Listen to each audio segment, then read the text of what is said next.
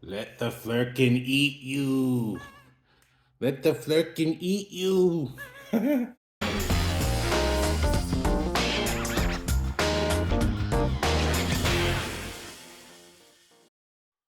Aloha nerds and welcome back to the Salawag's Wide Straight Gut Reaction. I'm your host, the Salawag, and on this show I watch things and react from the gut. Welcome to a special audio only episode. I've tried to record this review a couple times and it just didn't quite feel right. And, well, this time I just thought, that might be fun. But anyway, yesterday I had the pleasure of watching The Marvels, starring Brie Larson, Teyona Paris, and Iman Vellani. And it was great. It was a really great time. Director Nia DaCosta did a fantastic job. I thought in the pantheon of Marvel movies, I would definitely put it above Ant-Man 2 and, maybe somewhere around the Thor Ragnarok. Not not that crowd pleasingly good, but very good movie. I think this is a really solid, fun comedy action movie. We have the wonderful build up from WandaVision. I loved getting introduced to Monica Rambeau, the daughter of Maria Rambeau from Captain Marvel, and seeing her as an adult working for SWORD, the nanotech division of S.H.I.E.L.D. And in that movie, in that show, WandaVision, we really got to see Monica as a leader who takes charge of situations and really tries to have a level head about everything that's going on. She's not someone who's easily shaken from her own personal values and her sense of what's right. I think she was very well done in the WandaVision show. And in that show, it was set up. There's some unspoken baggage with Captain Marvel. It's never stated, but it does come up at a certain point. And in that show, she had walked through Wanda, for those who haven't been watching, Scarlet Witch, had changed the reality of a town called Westview, where suddenly everyone was mind controlled and all of reality had been turned into a sort of 50s and then 60s and 70s sitcom reality. And there was a magical border between the real world and Wanda's pocket universe, you could say, her pocket reality. And Monica had traveled through that twice, and so she actually goes through it, I believe, a third time.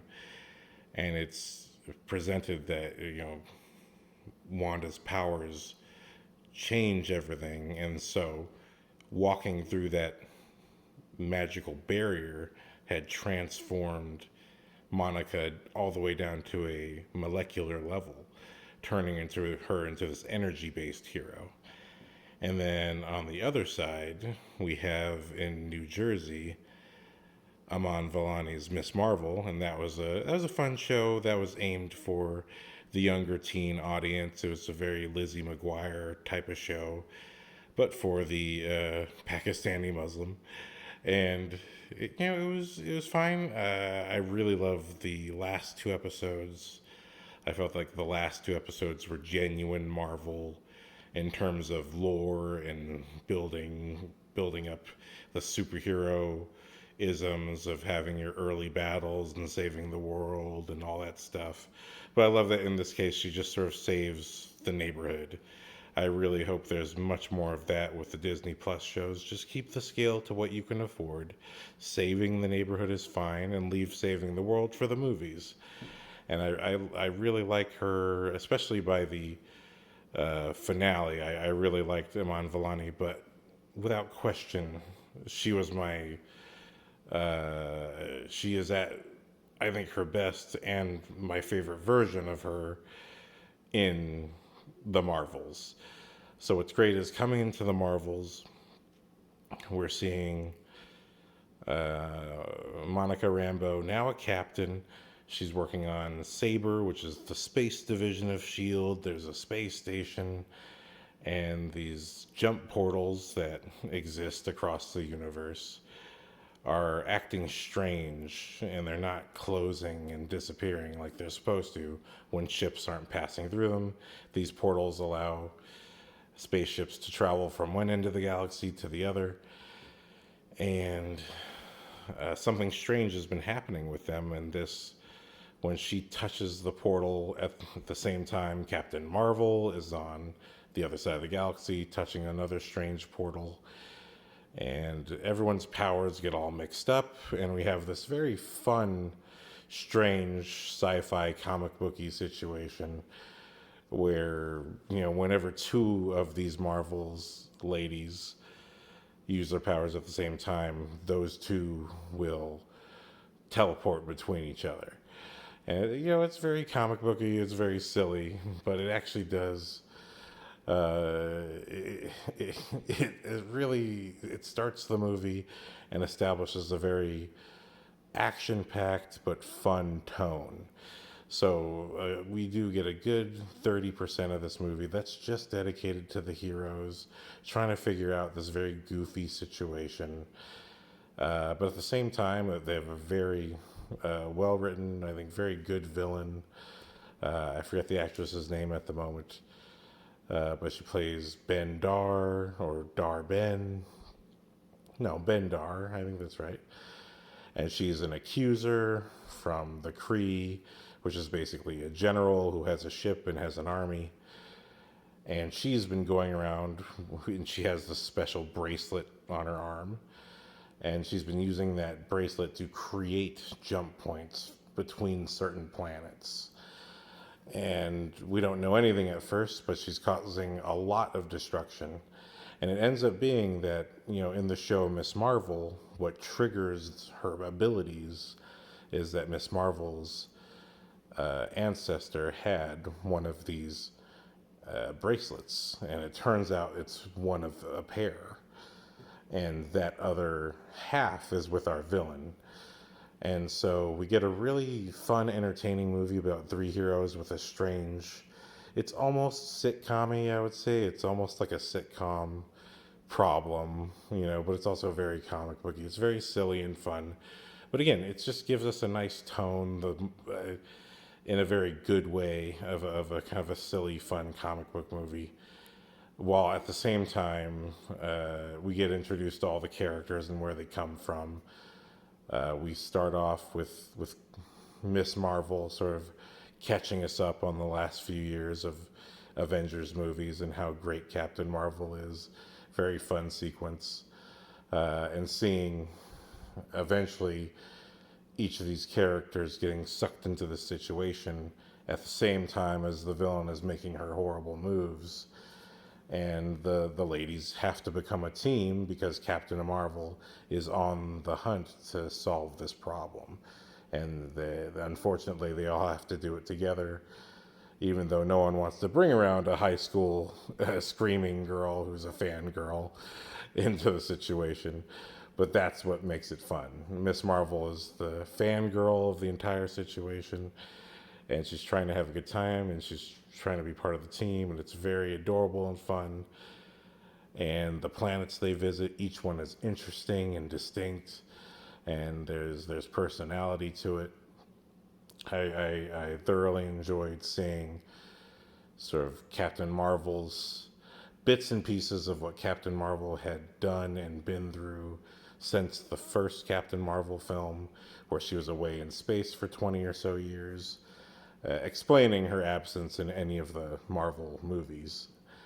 It was really great getting a little bit of the catch up. I think the movie would have been better if it focused more on Captain Marvel's specific story and showed some of her adventures across space through time, and really given us a nice little parallel story to show her kind of rise to prominence in the galaxy and see her people reacting to her. I think it would have been nice to get a bit more of a fleshed out story for her. I think that's all the movie really needed. But other than that, there was a very good balance of Captain Marvel's story being revealed and explored, and also Monica Rambeau, who's tied in because Captain Marvel is technically her aunt. So, but also all the baggage of what's happened to her since Captain Marvel left her life in the first movie. And it's just a really nice balance of characters who do have relationships with each other. And we also get all these very fun action sequences. But what's, again, because Captain Marvel's on this mission to stop this seemingly ruthless villain who's ending worlds with her powers, uh, part of it, part of what they acknowledge in this movie is that they're bringing along this high schooler because she's tied in because of this ridiculous power struggle, this teleportation gag that they're going through. So unfortunately, they have to bring the high schooler along with them. And so when some of these worlds are destroyed, I've already spoiled that more than one gets hit pretty hard by the bad guy, but when these worlds are destroyed, we're seeing Miss Marvel witness sort of the casualties of war. People, innocent people get killed, and I feel like it's the appropriate amount. If Man of Steel, the finale of that, has like a traumatizing, gut-wrenching amount of death and destruction, I'd say this movie still presents that perspective of what a superhero would realistically go through, because people lose their lives. But you're still seeing the heroes save some people. But it's really, I really thought that was a nice color in this movie, a nice little flavor by having Miss Marvel sort of see something you can't unsee, which is like the unfortunate casualties of war, the innocents who die as people duke it out between each other, and having to sort of take responsibility with herself for how she feels about being a part of that conflict. And I realized that's a really nice, it's not that they don't delve into it super deeply, but just, how her character performs throughout the story, where you're just seeing her transformation mostly be speechless, but it's there. She's very present in the circumstances. And it comes out with her family being caught up in these situations in the finale, and having to sort of I love that, what I loved about Miss Marvel is that she's sort of the female Spider-Man, not in the literal sense of the web powers, but of the teenager taking on more responsibility than any teenager should. And I think what I like about it is where Tom Holland, I feel, by Spider-Man No Way Home, shows no intellectual or emotional growth. And I'm not blaming him, but I feel like the problems of No Way Home stem from a very immature character. I like that in the Marvels, Miss Marvel has a story in this movie that is about someone experiencing things and becoming a more mature person. And there was no, what I always hate in these superhero movies, and it's something that comes really from 80s action movies I always hate, and especially the Iron Man movies do it, and the Guardians of the Galaxy do it a lot, where you get into the intense action sequences and all you get are these jokes from these heroes and they're not really in the moment. I really appreciated that in the Marvels, like I said, Miss Marvel witnesses casualties of war. In the Marvels, when death and destruction happens, it is a loss, and it does have an effect on the characters. It is mostly a very fun movie, but the fact that they'll still work in these genuine reactions to things, I think, thank you. Finally, that's what I appreciated about Eternals. There was no breath wasted on jokes where they shouldn't be.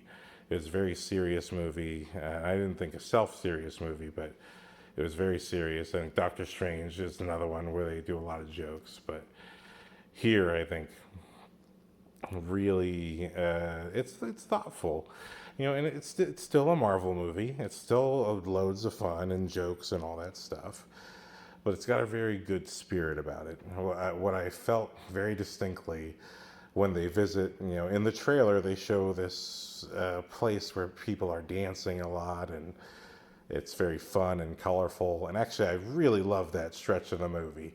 I actually really enjoyed that a lot.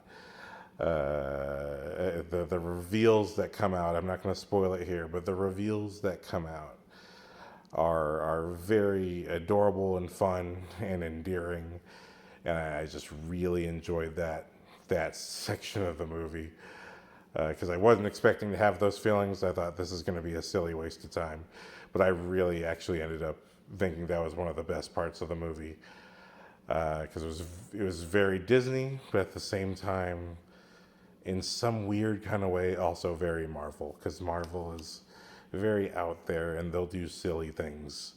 That's what I always appreciate about Marvel.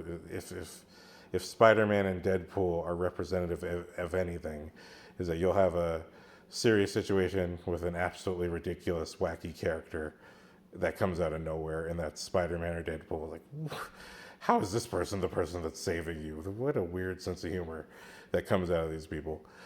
But that's, again, in that spirit, like, wow, we're on a planet where people are singing and dancing. And by the way, that is their language. They sing and dance. That's how they talk. That was very fun and amusing. But I'm not going to spoil more than that. You got to see the movie for that. And yeah, but the only thing once, especially when they hit that planet, I got such a distinct feeling that, the Marvels is really a modern day Bill and Ted's Bogus Journey. I know that right now that there's a lot of social tensions, that people are stressed out, and there's talk about superhero fatigue or Marvel fatigue, and I think to me, that's all hot air. If you're a true believer and a true fan of superheroes, you're gonna go see these movies no matter what. And to me, Marvel hasn't been failing. I think this has been the best phase so far, phase four. I think Marvel really had inconsistent movies since phase two. And actually, they finally kind of nailed some level of consistency, I feel, in phase four. I love the introduction of the new characters. Eternals was fantastic. Doctor Strange and the Multiverse of Madness. I did leave wanting the story to be different, but it didn't stop me from enjoying the movie. And on repeated views, I actually kind of support the way the movie went. I think actually it did a lot of great things. It did a lot of things right, and still the master Sam Raimi returned and did an amazing job with superhero action and visuals that I'm still mind blown by when I watch that movie. Really fantastic art design and all of that. Eternals as well, when you look at the story and the references to fine art that Chloe Zhao makes. I mean, she really had a very good story about heroes. These movies have the conundrum of why didn't they show up during any of the Marvel movies? And in Captain Marvel's case, which is the flimsiest, is that she just got into a bunch of drama and couldn't get out of it. But they do explain some of that in the movie. But with Eternals, hey, they had rules. They were not allowed to participate. And then you had Shang-Chi, and the answer is, well, he was growing up. He was a kid. He was in a different country and dealing with different things, and then he escaped to America and grew up as just a regular American, but apparently never stopped his training. And he's just now at the age where everything's happening to him, and now he's getting involved. I loved Moon Knight. I loved Black Panther: Wakanda Forever. I think that's probably the strongest movie. Like to me, that's a genuine film that happens to be a superhero movie. Ryan Coogler really brought it with that movie. Again, Angela Bassett's performance, and I know I was questioning performance of Namor, but again, on repeated viewings, I'm like, no, I think I get it. I think I understand why they made these choices. And again, when it comes to the Marvels, I thought this, I feel like, is somewhere between Ant-Man 2, which, although not technically as good as Ant-Man 1, in many ways was so entertaining. I do remember laughing so hard with the audience to Ant-Man 2 and to Thor Ragnarok. And I would say, like, overall quality is somewhere between those two. Like, those are fun movies to watch. I can watch them again whenever I want. I know I watched Thor Ragnarok so many times. And I feel like the Marvels is, I would say, in quality, if I compared it outside of the Marvel Universe, it's totally Bill and Ted's Bogus Journey. Bill and Ted's Bogus Journey starts off, and Bill and Ted's Bogus Journey is about these goofy characters who don't really care about anything, and they're just fun-loving, lovable people, and that's all the stakes there are. And to me, if that's a valid movie, and I love that movie, then the Marvels is valid. Except in the Marvels, they do care about things that are happening, but for the most part, tonally, amongst each other, they're not fighting each other.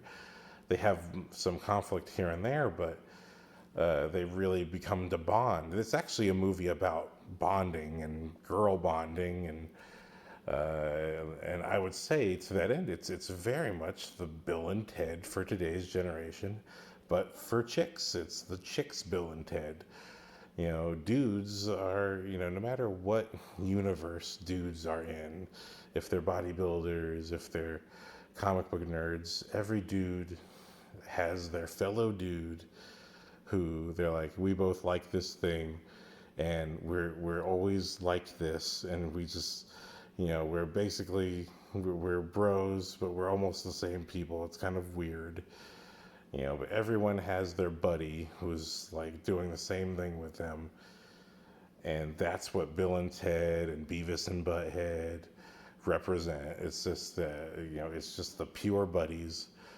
And I think with girls, when it comes to the Marvels, that's what that is. It's like, maybe you might be doing your own thing, but at some point, you just had that couple friends who was the same thing. You all kind of had the same spirit and had a good time, and that's your team, that's your posse, and so that's why that's what I feel like this is the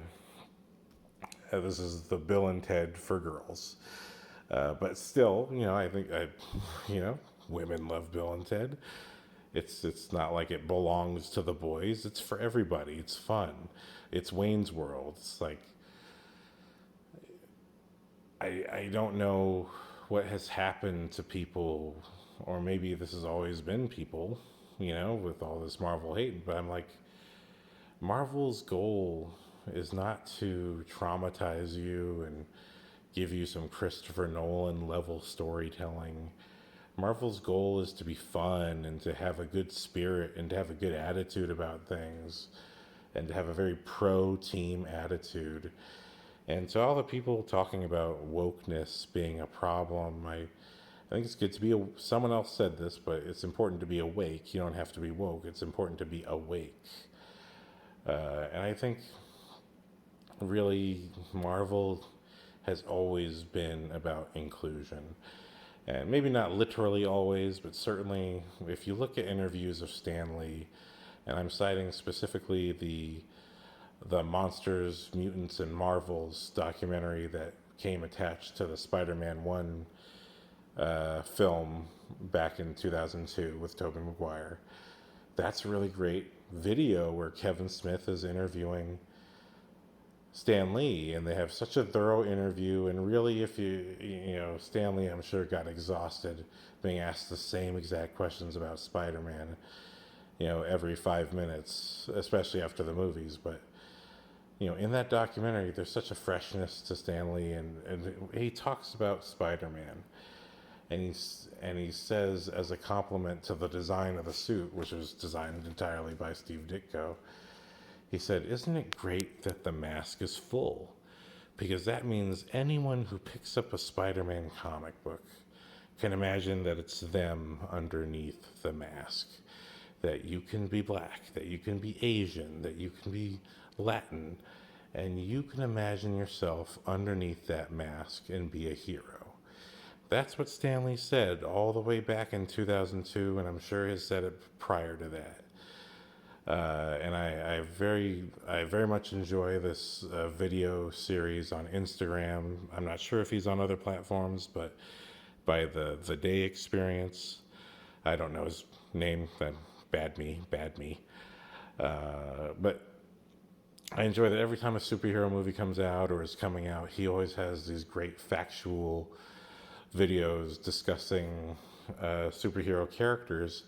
And he does talk a lot about black superheroes, but he talks about superheroes in general.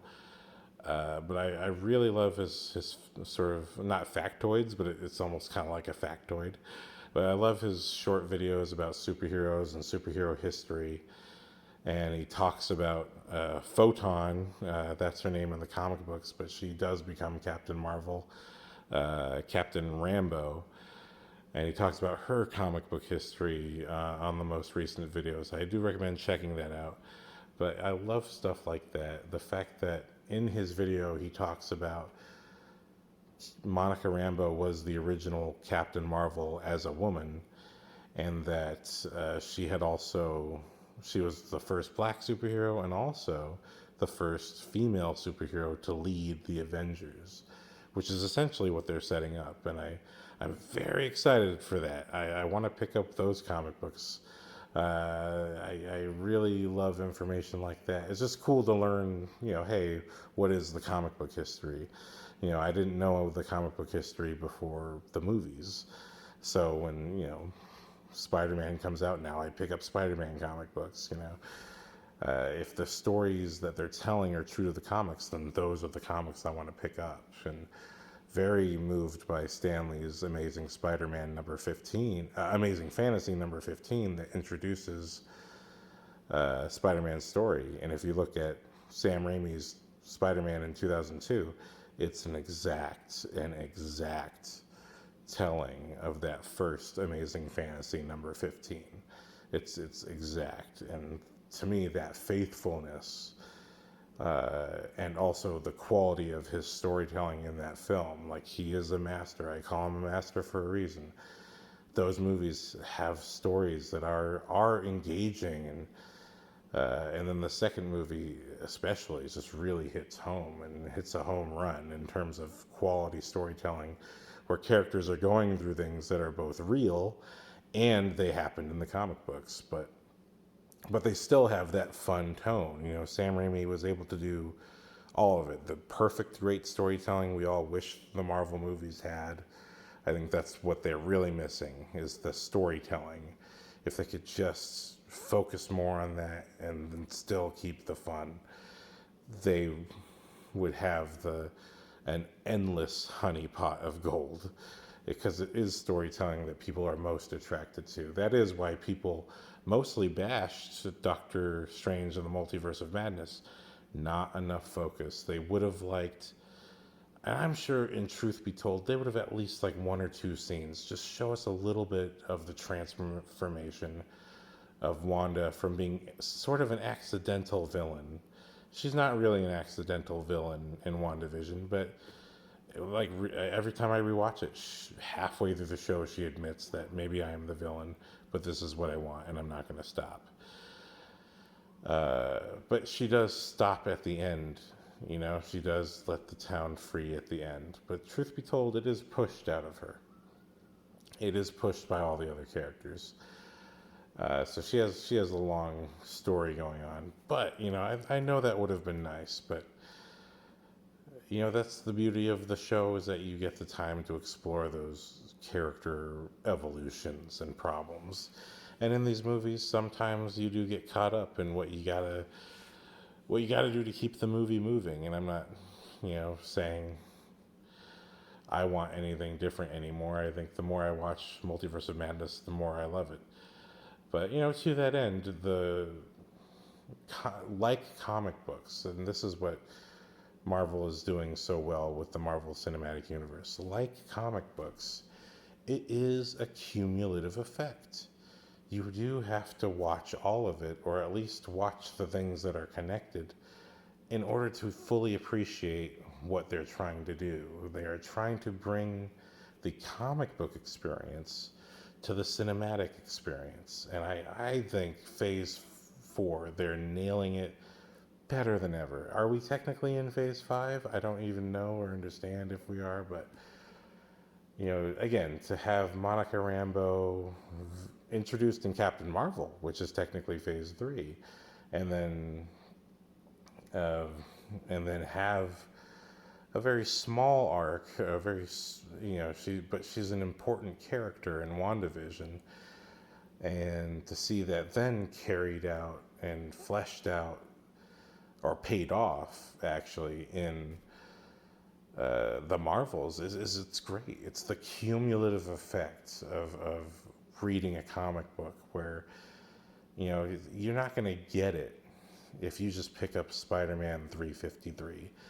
So Spider-Man 353 will reference things that happen in 352 so that you're caught up. But not only that, you better pick up 354 because everything that's happening in 353 is setting up the drama of issue 354. So you gotta get the next issue. And that's what's happening with these movies. People are talking like these should be normal movies. These are not normal movies. This is amusement park cinema, but it's also soap opera. You gotta get to the next episode to understand why those things happened in the previous episode. That's what Marvel's doing, and it's great. Because I'm watching all of it, because I consider myself a true believer. I may not be reading as much as I would like to read, but I do have some comics, and I'm gonna get more, and every time a movie comes out, it makes me pick up another comic book, and that's the point. The point is not that the movie is supposed to always, the movies should, they absolutely should, and I believe someday they will. They should just do straight adaptations, but, the problem is trying to get the general audience. The goal must be to respect that the general audience may not want to pick up the comic to know what's going on. But if they make just a good enough movie, maybe the general audience will think, well, what is the story then? And I think that's what's happening with me. For me, but to me also, the better the story, the more people pick up the comics. I know when the Dark Knight trilogy came out, and it was said in the interviews that Christopher Nolan based Batman Begins on a very specific set of comics. I went out and read The Long Halloween. I didn't read year one, but I did watch the animated movie, and that was fun. But I picked up The Long Halloween. I picked up a couple of the other comics that he had based it off of. And even the DVD came with a set of comics. So the better the movie, the more comics will sell. That is what needs to happen. But at the same time, if there's no movie, how am I going to get excited to buy the comic? It's just, not every movie can be Avengers Endgame good. But like I said, this movie, it's not trying to be Avengers Endgame. It's really, to me, genuinely Bill and Ted's Bogus Journey. And I think, we have to calibrate our expectations to what we're watching.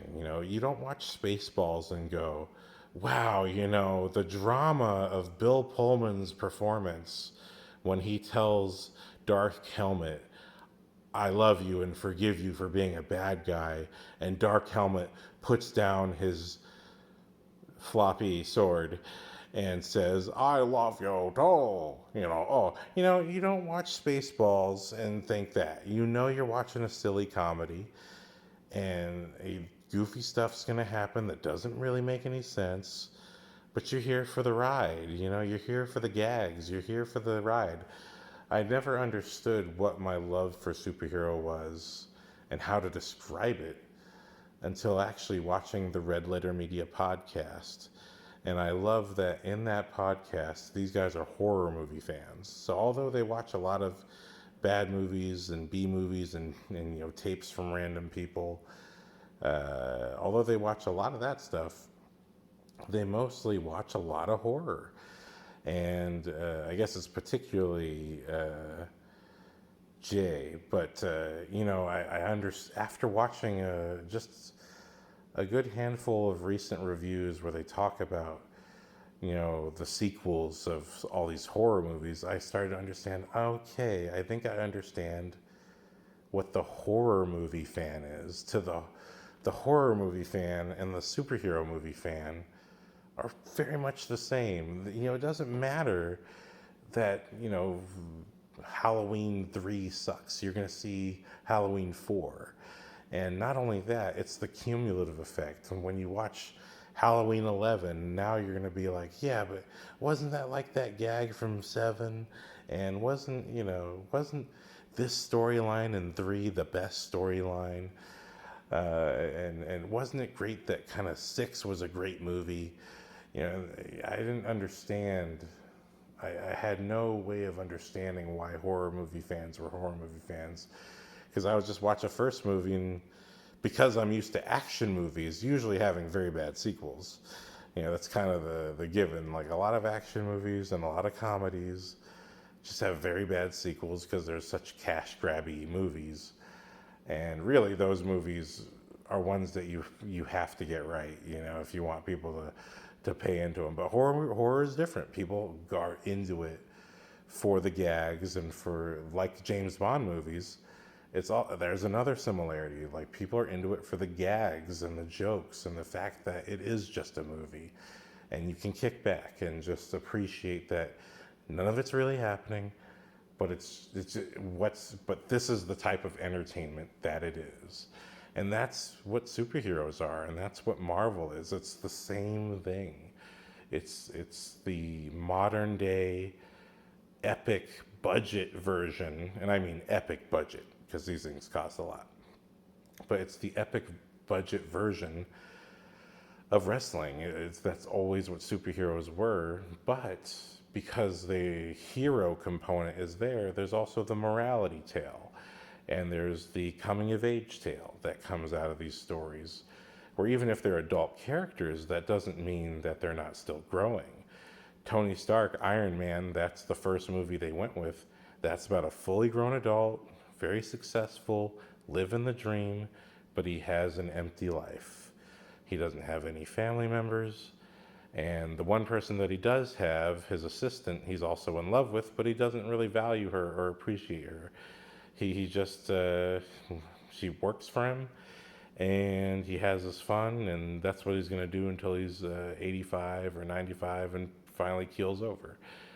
But when he becomes a victim of his own weapons, that's at an adult, at 40 something years old. That's when Tony Stark realizes, geez, I need to turn my life around. I'm living an empty, hollow life. There's a woman I love right in front of me every day, and I'm not going for it because I'm too comfortable with all the spoils, and I'm not living my life. And he finds his purpose, and he, finally expresses that love, and he doesn't live a true life until he learns the value of it. And so something like Iron Man, that's a movie that imbues telling a very good story while still having a very fun packaging of a comic book movie. And I do hope, and Captain America was the same way. But you also see how their arcs change across the movies, that it does take till Avengers for Tony to sort of start shedding his ego, because the ego never leaves. It's just sort of emboldened in a different way in the first Iron Man. But Avengers and the collision of Captain America is all about Tony realizing his sort of ego and his attitude and his sense that I'm always right about everything and I don't have to listen to anybody. His sort of bulldog ego has to go away, and it really doesn't. He doesn't really understand Steve, I think, until Steve is no longer his friend, and now he has a daughter and understands, wow, okay, this is what responsibility means. this is a different form of responsibility than just having a lover. And this is what Steve is fighting for. And it's just but you don't get that effect unless you watch it all from beginning to end. And so to that end, we've had these very fun introductions to Monica Rambeau and Miss Marvel. They were very fun, but this is the first movie that starts addressing the deeper things. And I appreciate, again, that's that comic book effect of I watched WandaVision, and what an amazing emotional story. And Elizabeth Olsen was so fantastic, but also Monica Rambeau was great. But now in this movie, because all of the baggage was established and Monica Rambeau is dealing with it, we're really getting to see the actress, Miss Paris, really shine. And same with Miss Marvel, Iman Vellani. She really nails that sort of the Peter Parker side, the kid teenager in a fantastical situation, but she also nails the sort of the growth of character when you're going through actually very serious things and people do die. I love that was something that they worked into this movie, while still managing to get fun out of it and to get, that human spirit into it. I think that is what this is all about. It might be a silly, fun movie, but again, like I said, it's Bill and Ted. It's about the pure spirit of being a good person and how that is what saves the world. Bill and Ted also learned that they need to work hard and learn how to play instruments. That matters. So maybe that will be what the Marvels 2 is about, where they realize they should be a band and they need instruments, and maybe even Goose gets to play the bongo or something like that. Well, with all those tentacles, could probably play a whole drum set. But and there's the other thing. Let the flirkin eat you. Man, okay, I really enjoyed the cats or the flirkin in this movie. From the first Captain Marvel, it's established that there's an alien species that appears to be a cat, but is actually some kind of weird squid kraken monster on the inside. And no matter what is in front of them, they can eat it, and it will fit in their little cat body. So there's some kind of magic size changing dimensional thing going on there. There's clearly some kind of interdimensional being or something, because that's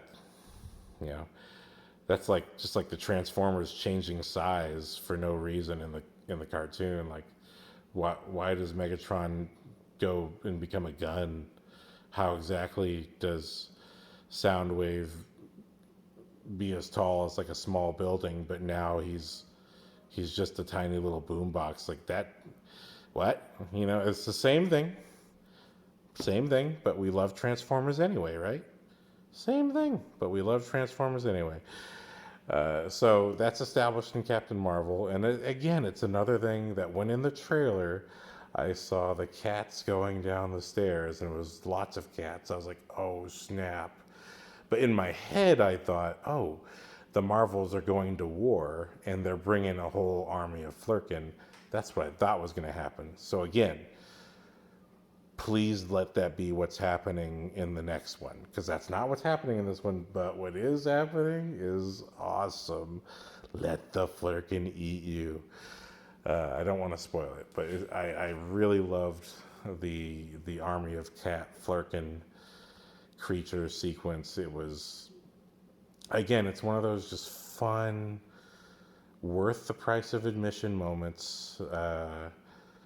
I cannot get over how adorable the Flurkin were, and seeing Goose be essentially I won't say more than this word, the leader. I'll just say Goose is the leader. But watching all the Flurkin go and do what they do is a great sequence. But again, like I said, I know there's a lot of talk about, well, why are women. Here's what I don't understand and what I don't like from all the talk online is like, why are women being the main characters? If that's your question, that is an utterly sexist question.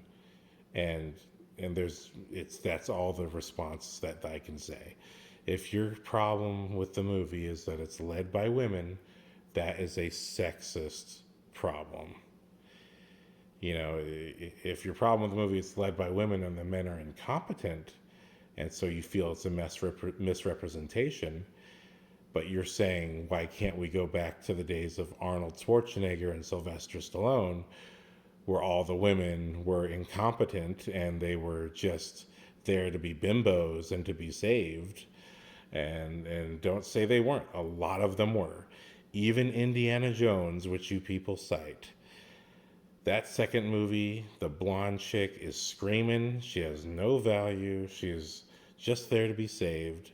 So many action hero movies did that to women for so long. So when you say that we need to go back to that, you are proposing a sexist proposition, and that's just the truth.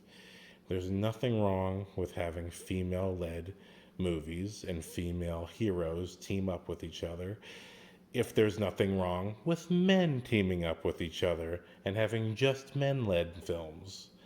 Okay, you want one, you gotta get the other. That's just modern thinking. There are women pilots, there are women fighters. Yes, there's differences in reality and who can take on who, of course. But this is the superhero realm. This is the action movie realm. In that genre, it doesn't matter. You can be a 90-pound chick and take down a 300-pound man. It's an action movie. That's the rules. Okay? Them's the rules. And especially in superheroes, them's the rules. Okay? That's how it works in action movies and superhero movies. It doesn't matter.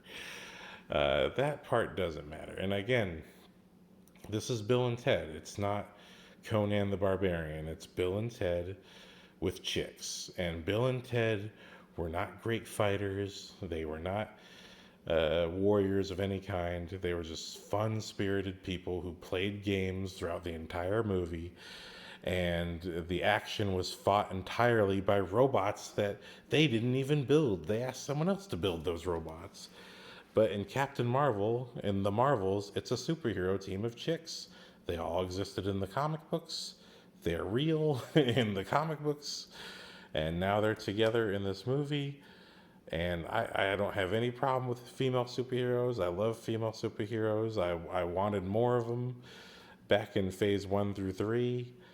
And again, in those phases, Black Widow was mostly sexualized. So you want to go back to that, where it's manly man chest, and the girl is just there to be a sexy object. And that's what you're saying was the better version of Marvel. You got to ask yourself, why are you a sexist person? I think that's a fair question, if that's what you're asking for. And if you're asking for better storytelling, well, that's fine. Ask for better storytelling. But again, if your problem is that it's, women being strong, I mean, come on, get out of here. That's not Marvel's problem. Marvel, like I said, going back to Stan Lee, it's always been about inclusion. If the point of the mask of Spider-Man is anybody could be under there. Everyone should feel like they can be a superhero. That's the point, and that's what Marvel's always been about. They've always been about inclusion.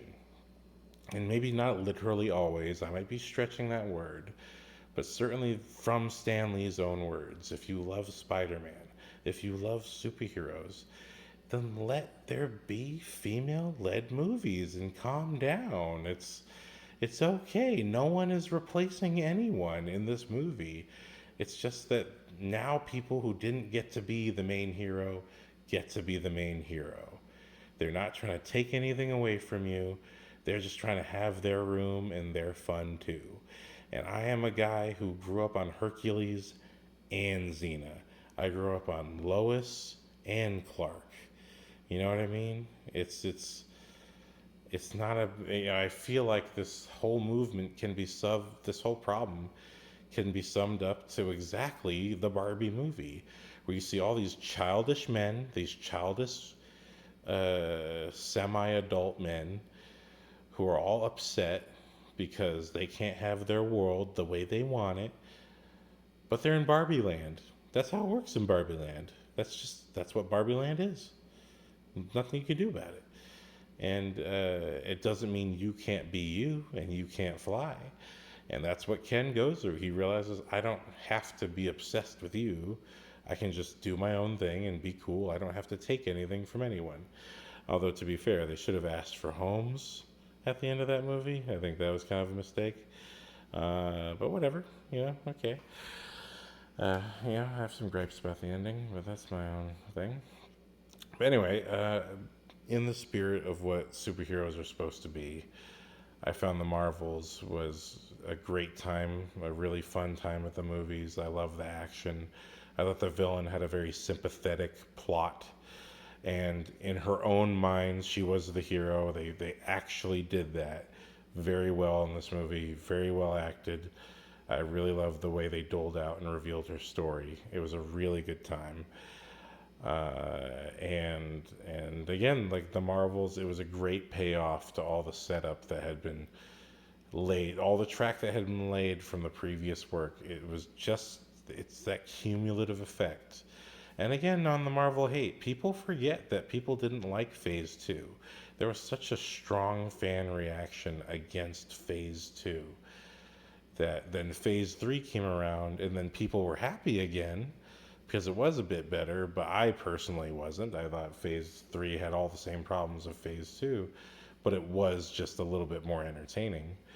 But then Infinity War and Endgame were such an epic payoff.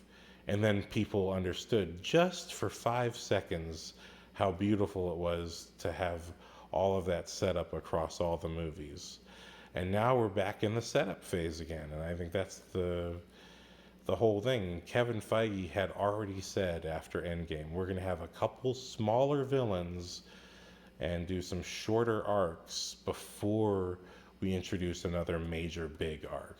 And that's exactly what he did and what he promised. And I feel Marvel has never really dropped the ball except for Thor: The Dark World. That's, I'll let Iron Man 3 slide because no, those two movies, I don't like them. But anyway, Marvel, Marvel's Marvel, and not everything's going to be good. Not everything's going to be. Hawkeye wasn't great, and She-Hulk wasn't great. But to me personally, I think it's because Disney sucks all the money out of Marvel's female characters and gives it to gives it to Star Wars's female characters, and then fires them anyway. So that just seems to be the financial planning from the corporate side. If you look at the male-driven movies, why are those shows better? Who knows? It's not really about who the main character is. It's about the focus of the storytelling. And whatever. I'm kind of just meandering now. But the Marvels was a great time, and it's all in the same spirit of what Marvel is supposed to be. Marvel is supposed to be inclusive. It's supposed to be about bringing people together and holding your ground against people who are given to anger and misguided behavior. And it's the same spirit of Star Wars, but stretched out in mega soap opera form across various different characters. And that's what Marvel does. That's what Marvel is. And I think the Marvels is great. I've loved Phase 4. I think it's the most consistent of the phases. And the difference is that the buildup is a little bit longer because they're introducing a lot more characters. And I cannot wait to see all of this stuff happen and get better. And hopefully Blade is good. I'm really nervous about that. I'm like, dudes, it's not like the X-Men, okay? The X-Men have been messed up since the beginning. Even when the good films were good, they got details wrong that people couldn't stand. But that being said, Marvel's was good. Go see it. Inclusivity is good, and women's superpowers, women superheroes are good. You know, I like a strong woman. I like a strong woman who can kick butt. I think that's very cool to me. Yeah, got no problem with that. Doesn't offend my masculinity, not one bit. You know, again, love Xena Warrior Princess. Lilu Dallas Multipass. Come on, she was a superhero at 19. Mia Jovovich. I mean, come on. I love women superheroes. I've been waiting for them to be on the big screen. I'd always hoped the Black Cat would show up in Spider-Man. I'd always hoped that. I've been waiting for Wonder Woman since the 2000s cartoons with the Justice League, and we had to wait, how long since the comic book came out for that to be a movie. So it's you know, if you're finding yourself angry about these things, check it out the door, get a box of popcorn, and just chill out, man. This is Bill and Ted, bro. This is Bill and Ted for chicks. And Bill and Ted's for everybody, so it's Bill and Ted for everybody. Let the ladies have fun too. Girls just want to have fun. It's the same fun we've been having. Predator was not Casablanca, okay? Arnold was saying one-liners, and he didn't go through a deep character transformation. He was physically challenged a lot, and he was a good character as a character, but it's not like that was the deepest emotional well of journeys that he went on. And Predator is still a beloved movie, classic, one of the greatest movies ever made. That's the way it is. Bogus Journey, I don't know where that lands on the blockbuster scale, but definitely people who love Bill and Ted love Bill and Ted. And that is the vein of what Marvel lives in. That's what Marvel has always been, except with a little bit of inclusivity and a lot of superpowers. And that's what we love, and that's why true fans, true believers of Marvel and of superheroes show up to every single one of these movies, because we know that it's not about whether every movie's great. It's about everything that we're waiting for, because we know what's in the comic books, we know what's in the cartoons, we know what these stories are capable of being, and we know that one of these days it's going to be exactly what we'd always hoped for. And there's just a select set of movies that are that, and that's what we wait for. Not every movie is Avengers, but Avengers, we've waited for Avengers. We waited for the first Spider-Man film. We waited for the first X-Men. We didn't even know we were waiting for Blade. We didn't even know that we were waiting for Batman 1989. We didn't even know we were waiting for Batman 78. But every now and again, these fantastic superhero films show up. And that's what we show up for. Again, Halloween 5 may not be your favorite, but a lot of people love 6. I don't actually know what I'm talking about when it comes to horror, but the horror fans know what I mean. It's always about that one movie that's what you were waiting for. That's the genre you love, and you know that some of the movies suck. You can't do anything about it, but it doesn't matter. You're going to be there for the next one.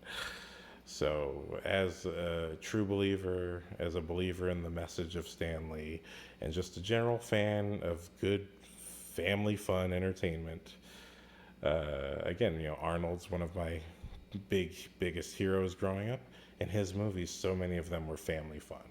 In the spirit of that, I love Marvel. I love superheroes. I'll be collecting the toys as long as I possibly can, and enjoying the movies as long as I possibly can. And I certainly hope Marvel isn't going anywhere, because the film medium is my favorite medium. I love movies, and this is my preferred way to absorb superhero stories. So while I happily wait for more comic book accurate stories to show up. I'm just having a good time, enjoying the ride, and I really hope that I really thought the actress who plays Monica Rambeau was fantastic, and same with Miss Marvel. Brie Larson has proven over and over again that she's a great lead. I think she's even better as Captain Marvel in this movie than the first one because she's fleshed out now. But I think she's a really strong actress, all the way back to United States of Terra, where I first saw her. You see her in Scott Pilgrim. She's to me, she's proven that she's got the. And I still need to see The Room, but she's proven that she's got the stuff. But I really want to see now. I really want to see Photon, who's the future Captain Marvel, and Miss Marvel. I really want to see them have their own feature films because, if nothing else, I never felt like I got enough. But I think that's also the comic book experience. I never felt like I got enough from them before, but now I'm like, okay, this is what I wanted to see. I wanted to see, can both your character and you do the big screen and do it, in as a successful action hero. And I think they all totally nailed it. And the stunt teams and the visual effects, and again the director. I gotta check out Candyman, the remake now. Again, I'm not a horror movie guy, so I never checked out. I saw Candyman, but that was for Tony Todd. But now I gotta check out the remake because Nia DaCosta is the director. Every time I'm a follower of directors, so every time I see a really good film by a director, if there's something else that they've made, and I'm in the mood for that type of movie, I'll totally just check it out because that's what happened. That's how I follow Guillermo del Toro. He's such a fantastic director. I'll watch every single one of his movies in theaters because that's how much I love their style of filmmaking and how they tell stories. So, and if they're really good, like Christopher Nolan, I'll come to the theater, or at least I'll check it out when it hits the digital release every single time because I'm like, I'm looking for that. So I'm looking forward to watching Candyman at some point. Nia DaCosta, you rocked it. Like I said, I loved the fact that Miss Marvel experiences the costs of war, the problem, the tragedies of war. I love that there was nuance and character development in the villain, and that she had a very understandable plot. As wacky as it was, I didn't feel like the film was too plotty, but I really thought she had a perfectly understandable motivation, and the movie delivered that. So yeah, that's what I have to say on the Marvels and what Marvel is. Thank you very much for listening, and I'll see you next time. Thank you very much. Aloha.